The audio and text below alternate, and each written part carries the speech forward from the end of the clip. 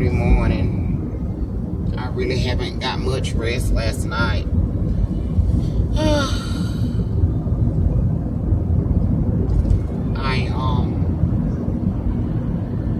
Thinking about Mr. Floyd and what happened to him. I mean, it really, I don't know why. I do know why, but you know, I'm just having a conversation, y'all, while I'm riding along this morning. It's a beautiful morning. I went to McDonald's and got me some breakfast. And now that I got the breakfast, I'm thinking about, I don't even know why I got the breakfast, because I really don't even have an appetite. But,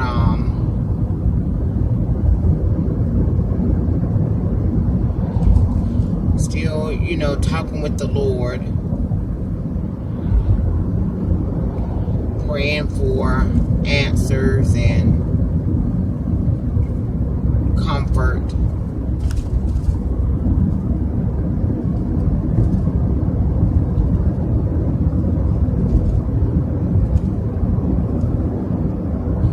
I was thinking about Dr. King and how he went about doing things. But it took me back to what I said yesterday on my video. Divine intervention from God. But he was a good leader. He was a good leader. So, you know, I'm praying for leaders.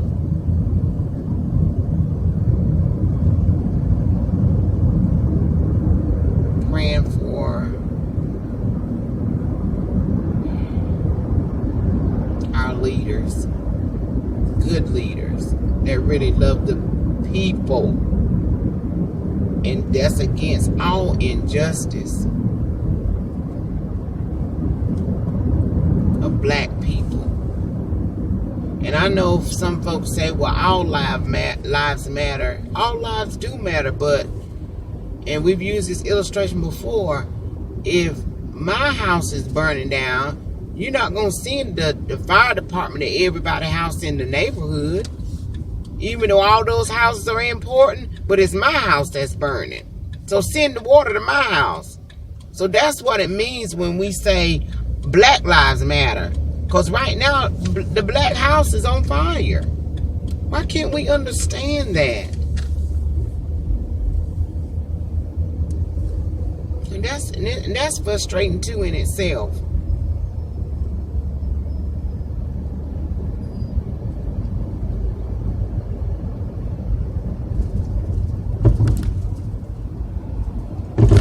And you know, I understand as a Christian, we are to forgive. I understand that. But it's like, if you come, you know, you're doing everything in your power to live, treat everybody well, you know, you're kind, you know, you see people for who they are, and then you encounter a bear, or you encounter a lion, or you encounter a snake. Do you supposed to still pet the snake and cuddle the snake and, oh, you know, just be lovely to the bear and kind to the lion? The lion done bit half your body off, and you still got to, you know, just don't hurt the bear. Don't do anything to him.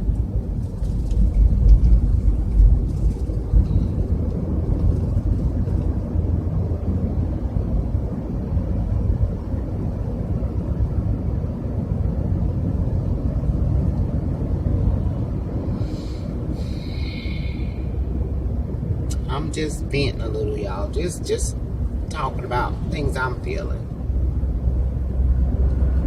Then I started thinking about the laws of the land. I was listening to, I think Dr. Claude Anderson. He was talking about how the Constitution wasn't written for black people. I was like, what? What? You know? So it made me go think about the laws. What are the laws? What law? And my sister mentioned this too. I think it was my sister I was talking to. George Zimmerman got off. What law allowed him to get off? When the Castile man was shot in his car with that child in the back and his girlfriend, what law allowed him to get off? What law allowed the man the police officer just drove up to the park, shot the young boy, that child, what law allowed him to get off? What are the laws that's allowing these cops to get off?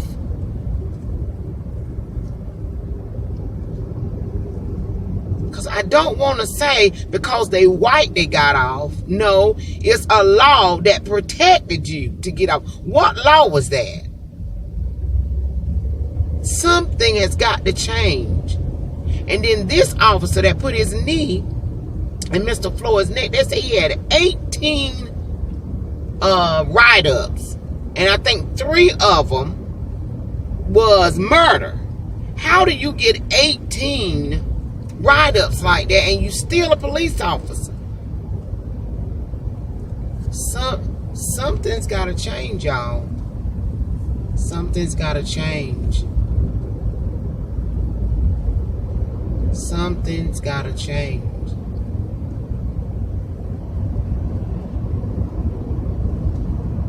Because if not, this is going to continue to happen over and over again. And you know, when things like this come out, it really lets you see who people are. And I say none of the white people that I know I haven't heard them voice their opinion on this issue. I haven't heard them take a stance for it, and I haven't heard them take a stance against it. They silent. The white folk I know. Now, I've seen plenty of videos where white people are supporting, and I praise God for that. I really do.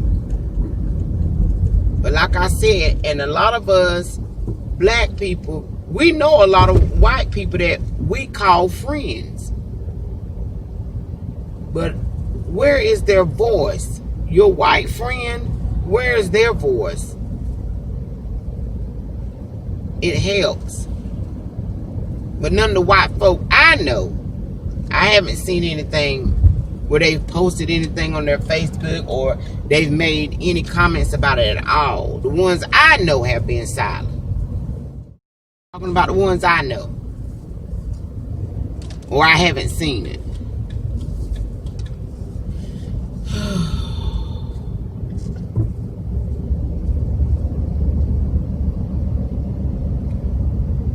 And people are upset about the looting, the riots, and all of that kind of stuff. I'm not.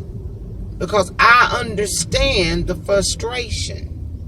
I understand when you're constantly and continually being murdered and nothing is being done about it. I understand.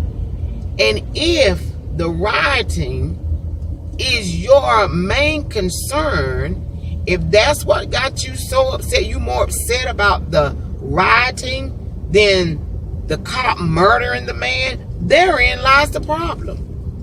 Therein lies the problem.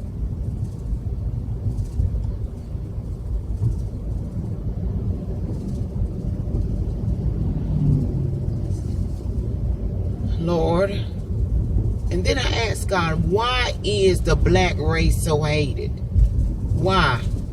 When my son was going to the army, my son, he was excited about going to the army.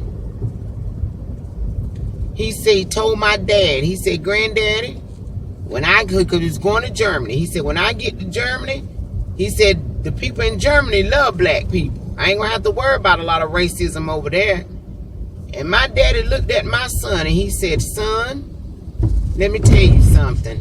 He said, a black man is a black man. It don't matter where he go. And I'm going to tell you what, that's the God help knows truth. He did. He told my son, he said, a black man is a black man. I don't care what country he go to. And so I began to ask, Lord, why is the black man so hated? Why? And we are the most forgiving people. God, don't tell me we ain't now. We seen it. In that court, when that officer went in that man's house, both them house, and shot him, and the brother forgave him and hugged her. The judge hugged her. The security guard rubbed her head. We are some forgiving people. Why are we the most hated?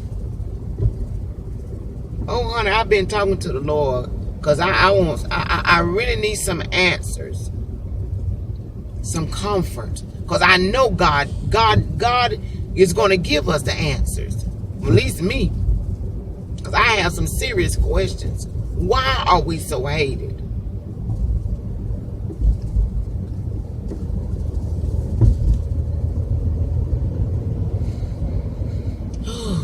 It's an evil.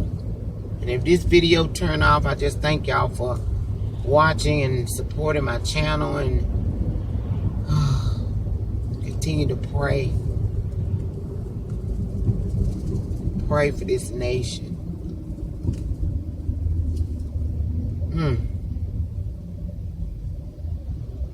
Where do we go from here? What do we do?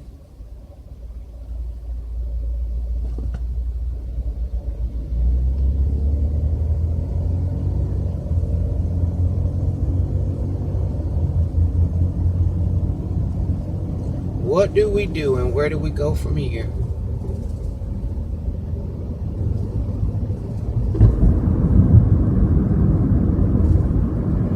Just some of my Saturday morning thoughts, and last night's thoughts too.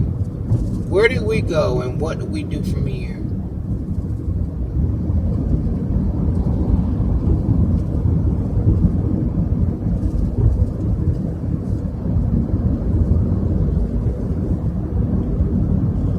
Was segregation a good thing? You know, before Dr. King died, he said, I'm afraid I have walked my people into a burning house.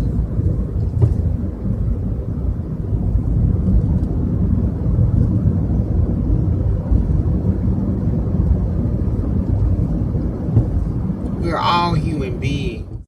We're human beings. Black, white, Indian, Hispanic, Chinese, Japanese. We're all human beings. But at birth, the poison, the cancer of racism was fed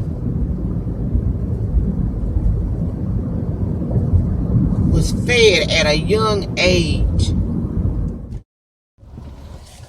Okay, what I was saying, my video keeps cutting off, so let me say this and I'm gonna go. But when I had my son, and when my sister had her two boys, my dad would come to the hospital. And of course, when I had my daughter too, but he would only say this when boys were born.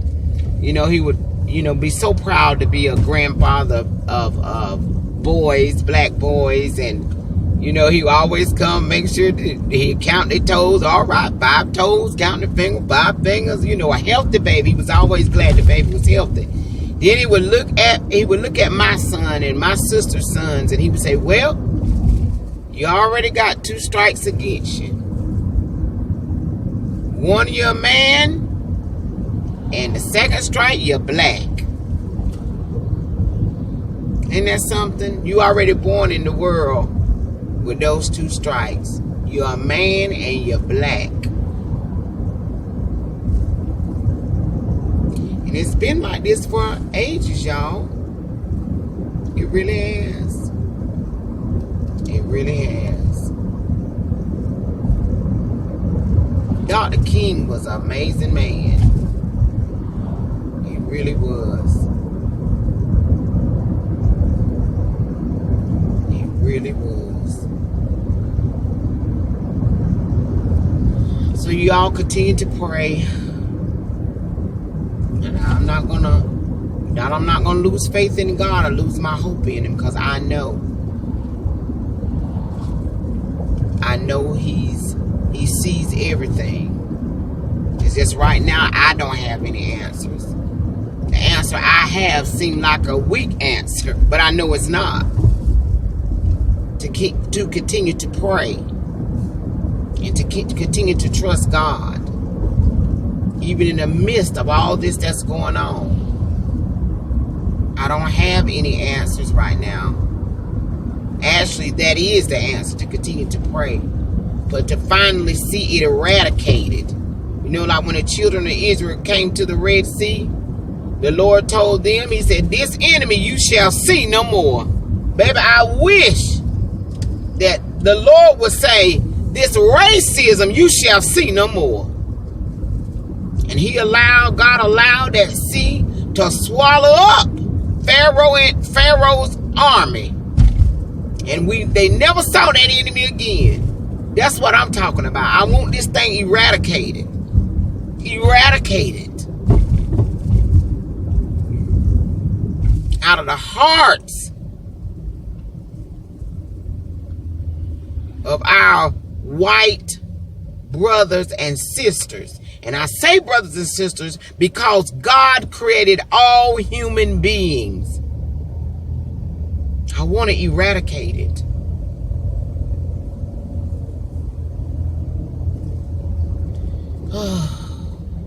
So, I love you all and continue to stay in prayer. I'll talk to you later.